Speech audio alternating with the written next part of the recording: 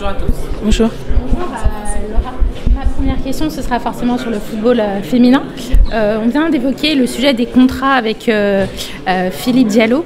Quand pensez-vous on pourrait avoir une réponse concrète, une date précise justement sur cet accord collectif pour les joueuses, pour leur protection en cas de grossesse, en cas de maladie gynécologique, pour qu'elles se sentent protégées et puissent passer le plus clair de leur temps sur le terrain de football?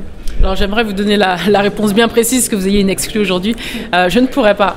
Les personnes qui sont actuellement sur ce groupe de travail sont Jean-Michel Aulas, entre autres Aline Herrera, et le président qui suit ce dossier de près. Donc aujourd'hui, je ne pourrais pas vous donner d'annonce officielle. En tout cas, ce qui est clair, c'est qu'il y a ce groupe de travail qui va pour développer notre base, donc la création des centres de formation, d'accompagner les clubs professionnels avec la création de ces centres de formation. Cette ligue, voilà, on sait qui est créée avec les playoffs, effectivement le statut des joueuses et puis cette professionnalisation du championnat. Est-ce que du coup l'équipe de futsal féminine sera aussi incluse dans cette séance de travail, puisque cette ligue a été créée justement cette année, c'est tout nouveau, il y a eu déjà 2 matchs amicaux. Est-ce que le futsal féminin est également pris en compte? Alors les premiers 2 chantiers par rapport à la ligue professionnelle, c'est forcément la D1 Arkema, la D2 également qui est en travail. Le futsal vient également, mais la priorité c'est avant tout déjà bien consolider ce qui est fait pour la Ligue 1 et l'accompagnement de la Ligue 2. NF, c'est une école de la vie, parce que vous n'êtes plus avec papa-maman, vous êtes avec des joueurs et des joueuses qui veulent devenir comme vous professionnels, ou en tout cas en faire une carrière. Vous êtes face à un groupe où il faut s'adapter, à une mentalité dans laquelle il faut se fondre, mais en même temps rester soi.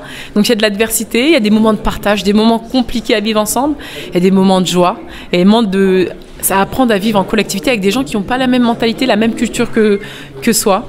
Il y a aussi cette exigence du haut niveau, s'entraîner régulièrement, mais en même temps tout en étant étudiant.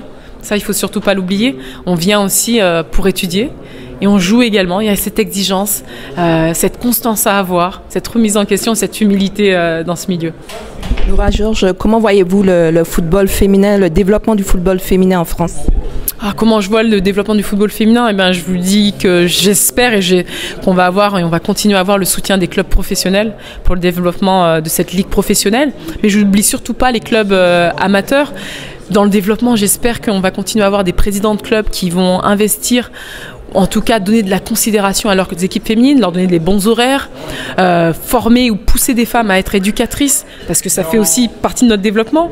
Avoir des femmes qui puissent s'investir en tant qu'entraîneurs, les encourager, surtout pas leur mettre de bâton dans les roues, mais surtout les accompagner dans leur formation. Je veux aussi voir des femmes dirigeantes, parce que si on veut parler de développement de la pratique, il faut des femmes qui prennent des décisions, qui soient à des postes clés pour faire avancer les sujets. Vous savez, lorsque vous connaissez une pratique, il est plus simple d'en parler et de le développer. Donc voilà, je veux aussi une volonté d'avoir des postes où des femmes sont représentées. Les femmes arbitres aussi.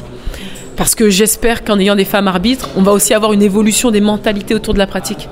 Vous êtes à Clairefontaine, vous êtes accompagné au niveau scolaire, vous êtes accompagné au niveau sportif, vous êtes accompagné avec des gens de top niveau pour l'éducation du football, l'accompagnement éducatif. On a des joueurs et des joueuses qui peuvent faire une formation spécifique. Certains n'abandonnent pas de se dire ils ont envie d'être médecin ou d'être kiné. Non, ils font les formations qui peuvent leur permettre plus tard d'avoir ces formations-là.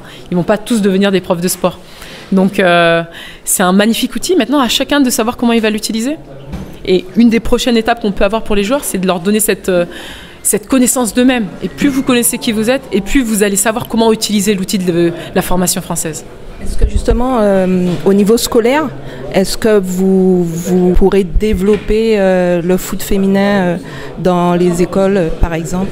Alors, on a des programmes pour l'éducation dans les écoles. On a des programmes, on a la quinzaine du foot qui est dédiée pour les collèges et les lycées. Donc, c'est des programmes qui, durant l'année, les jeunes sont initiés au football et puis à la fin présentent un projet créatif. Donc ça, c'est des programmes que l'on accompagne. On avait il y a quelques années, le football des princesses. C'est un peu stéréotypé, mais c'était une manière de pousser les équipes, les écoles à investir le football féminin, à mettre du football pour les jeunes filles. Voilà, il est important de former à l'école. Le football, ça ne se passe pas que dans les clubs. Ça se passe aussi dans un des lieux que les enfants côtoient régulièrement, les écoles.